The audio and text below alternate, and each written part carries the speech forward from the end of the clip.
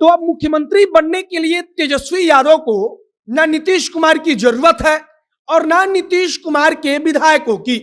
और इस पर चर्चा इसलिए चल रही है क्योंकि विधानसभा सीटों पर, जिन 2 सीटों पर उपचुनाव होने जा रहा है, अगर उन 2 विधानसभा सीटों पर तेजस्वी यादव ने कमाल दिखा दिया तब विधानसभा का पूरा गणित बदल जाएगा।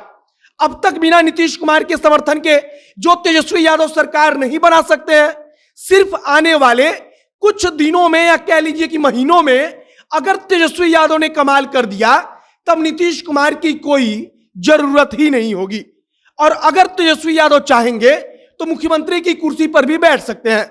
अगर मौजूदा समय की बात करें तो तेजस्वी यादव को बखूबी पता है कि मुख्यमंत्री नीतीश कुमार सिर्फ 2 सीट के कारण मुख्यमंत्री बने हुए हैं और अगर उपचुनाव में राष्ट्रीय जनता दल ने अपना झंडा गाड़ दिया और गोपालगंज सदर तथा मोकामा में अगर राजद का उम्मीदवार चुनाव लड़ता है और दोनों जगहों से जीत मिल जाती है तब तेजस्वी बिना नीतीश कुमार के मुख्यमंत्री की कुर्सी पर कब्जा कर सकते हैं।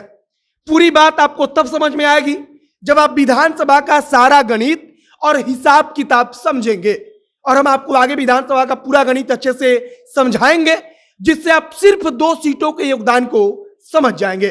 बाकी नमस्कार, मेरा नाम है मोहित कुमार सिंह और आप देख रहे हैं हमारा विशेष कार्यक्रम एक्सप्लेनर।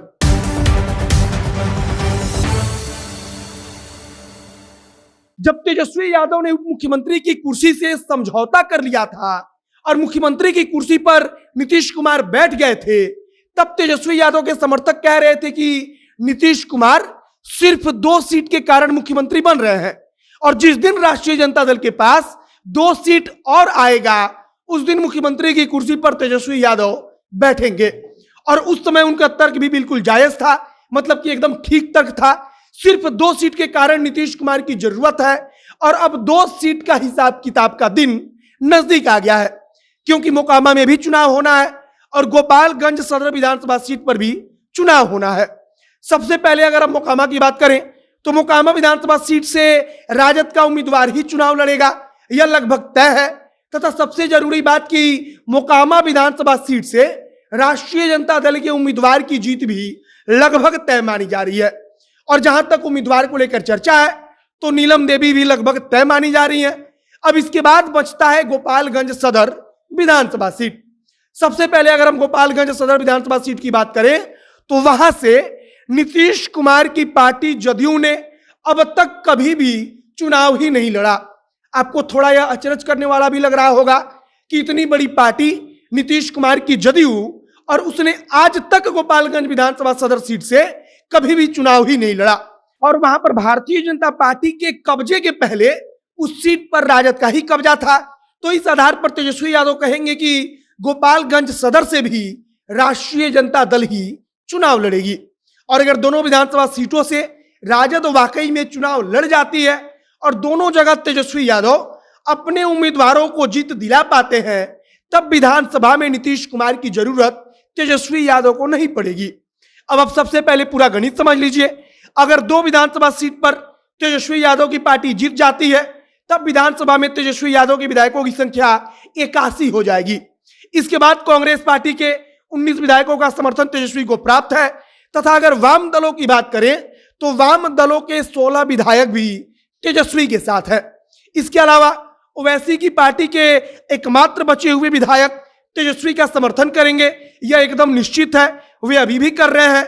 अब इसके बाद जीतन राम मांझी और एक निर्दलीय विधायक असली खेल में शामिल होंगे। अगर जीतन राम मांझी के 4 विधायक और एक निर्दलीय विधायक तेजस्वी यादव को समर्थन दे देता है तब कुल विधायकों की संख्या तेजस्वी यादव के साथ 122 हो जाएगी, मतलब कि बहुमत का आंकड़ा तेजस्वी यादव को प्राप्त हो जाएगा। और बिना नीतीश कुमार के विधायकों के समर्थन के विधानसभा में अगर तेजस्वी यादव बहुमत जुटा लेते हैं तब उनको नीतीश कुमार की जरूरत ही नहीं पड़ेगी। और इसीलिए भाजपा भी कह रही है कि उपचुनाव के बाद नीतीश कुमार को मुख्यमंत्री की कुर्सी से हटाकर तेजस्वी यादव मुख्यमंत्री बन जाएंगे। और अगर भाजपा यह बात बोल रही है तब शायद भाजपा को भी इस बात का अंदाजा है कि गोपालगंज सदर विधानसभा सीट अगर तेजस्वी यादव की पार्टी लड़ती है तब जीत जाएगी। आप यह भी कह सकते हैं कि तेजस्वी यादव के चेहरे के सामने भाजपा का कोई चेहरा है ही नहीं और इसीलिए तेजस्वी यादव को टक्कर देने वाला भी कोई नहीं है।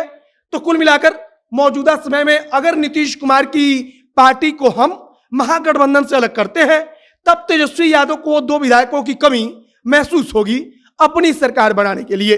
और अगर उपचुनाव के बाद तेजस्वी यादव कमाल कर देते हैं, 2 विधानसभा सीट पर जो उपचुनाव होना है वहां पर मैदान में उतरकर मेहनत करते हैं और उनकी पार्टी दोनों सीट जीत जाती है, तब नीतीश कुमार के विधायकों के समर्थन के बिना भी तेजस्वी यादव अगर चाहेंगे तब सरकार बन जाएगी।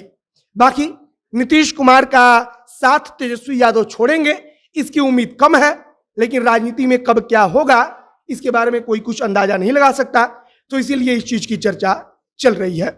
बाकी आप क्या सोचते हैं उसे कमेंट बॉक्स में लिखकर बताइएगा। वीडियो शेयर कीजिएगा, फेसबुक पेज को लाइक कीजिएगा।